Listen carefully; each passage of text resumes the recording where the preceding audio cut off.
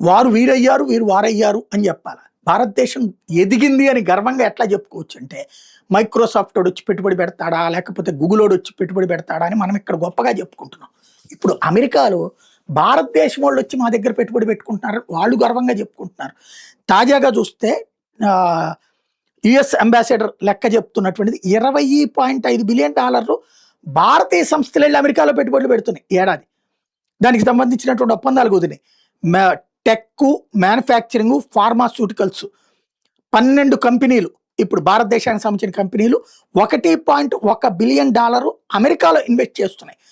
America ఎదుగుదలకి భారతదేశపు పారిశ్రామికవేత్తలు వస్తున్నందుకు థ్యాంక్స్ అని చెప్తున్నాడు వాళ్ళకి సంబంధించినటువంటి రాయబారి. అంటే భారతదేశం వాళ్ళు వెళ్ళి అమెరికాలో పెట్టుబడులు పెట్టే స్థాయికి ఎదిగారు అన్నది సంతోషిద్దామా, మన పెట్టుబడులు పోతున్నాయని బాధపడదామా అంటే రెండూ చేసుకోవచ్చు, ఎవరిష్టం వాళ్ళది. ఎవరైతే ఇప్పుడు అంబాసిడర్ సెర్గై గౌర్ చెప్పుకొచ్చినటువంటి డేటా ఇప్పుడు సంచలనం సృష్టిస్తోంది.